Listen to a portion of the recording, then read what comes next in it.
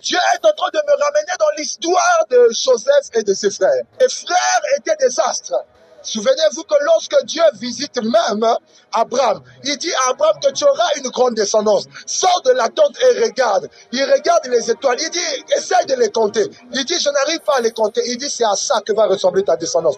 En d'autres termes, le nombre d'étoiles déterminait combien devait être quand la progéniture de Abraham. Et Dieu effectue la même chose aussi avec son petit-fils Jacob. Il lui dit, regarde les étoiles. C'est à ça que va ressembler ta descendance. Vous savez, quand Abraham regardez les étoiles, vous regardez Isaac qui devrait venir, parce que les étoiles représentaient sa progéniture. Abraham a vu Isaac avant que Isaac ne naisse. Abraham, bref, a vu Jacob avant que Jacob ne naisse. Abraham a vu Judas avant que Judas ne naisse. Pourquoi? Parce que Abraham ne les a pas vus corporellement, physiquement, mais il a vu leur lumière luire dans les cieux. Il a vu leur étoile. Donc tu ne comprends pas. Avance, prophète. La Bible parle des mages. Ils n'avaient pas encore vu Jésus physiquement. Yes. Mais ils avaient vu son étoile. Et ils pouvaient déterminer que le roi des Juifs venait de naître. Yes. Pourquoi? Parce qu'ils ont vu son étoile. Celui qui a vu ton étoile t'a vu. Celui qui a touché ton étoile t'a touché. Parce que ton étoile dans le rang de l'esprit représente. Est-ce que je peux avancer? Avance, prophète. Abraham a vu les étoiles. Il a vu son fils. Il a vu tous ses descendants. Il a vu toute la nation d'Israël qui existe. Yes. Abraham était prophète parce qu'il avait une vision. Dieu l'a montré la d'Israël avant même que la nation n'existe. Pourquoi? Parce qu'il a vu les étoiles. Il a vu toute sa descendance. Pendant que les hommes ordinaires voyaient des étoiles, lui, Abraham, il voyait sa progéniture. Jacob aussi a eu la grâce de ne pas voir que les simples astres, mais de voir toute la descendance qui devrait sortir de lui. Et ce que j'aime, c'est quoi? Même Jacob, quand il voyait les astres, il voyait 11 de ses fils. Mais sauf un. Parce qu'il a eu 12 fils. Il a vu 11. Yes. Sauf un. Le 11e. Tu n'as pas compris? Avance. Il a eu 12. Benjamin le 12e. Yes. Mais lorsqu'il a vu les étoiles, il en a vu 11. Il n'a pas vu un. Tu ne comprends pas? Come Je vais maintenant t'expliquer. Joseph fait un rêve où il voit ses frères se prosterner devant lui, n'est-ce pas? on. Et ses frères étaient représentés comme quoi? Les Étoile. Son père était représenté comme quoi? Le soleil. Et il a vu le soleil, son père. Il a vu la mer, La lune. la lune. Et ce n'est pas tout.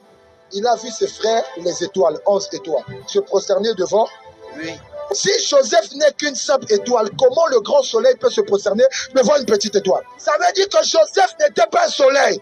Joseph était plus grand que le soleil, plus grand que la lune. Joseph était la lumière. Joseph était une lumière. Et à cause de ça, que le soleil s'est prosterné, la lune s'est prosternée, les étoiles se sont prosternées. Parce que Joseph n'opérait pas à leur dimension. Joseph n'était pas de leur calibre. Joseph n'était pas de leur niveau. Yes. Joseph opérait dans une dimension plus supérieure que la leur.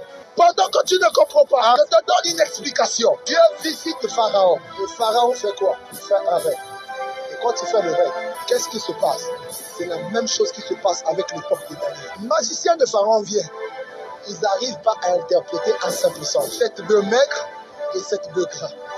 Et il y a quelqu'un qui se rappelle qu'il y a un homme dans la prison. Cet homme-là, il a la capacité d'interpréter les songes. Pour interpréter les songes, tu dois avoir beaucoup de lumière. Lorsqu'il vient devant Pharaon, il dit les 7 bœufs gras, c'est cette année d'abondance et cette année de sécheresse. Yes. Il leur donne l'interprétation et Pharaon est frappé parce que même lui-même, malgré sa dimension, étant même l'image même du soleil, du Dieu soleil ou du fils du soleil, il n'a pas pu interpréter ça. Pourquoi? Parce que cette révélation-là n'était pas pour ceux qui opèrent dans la dimension des astres. Cette vision-là venait du Père des Lumières. En lui, il habite une lumière inaccessible. Yes. Ce n'est que ceux qui sont dans la lumière qui peuvent voir avec exactitude et précision. Il y a des religions qui existent. Religion des temples, des fils du soleil. Nous sommes dans la guerre des astres.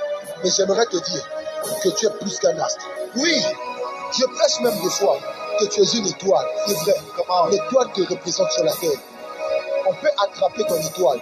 Mais lorsque tu opères dans la dimension de lumière, on ne peut pas éteindre la lumière. Oh!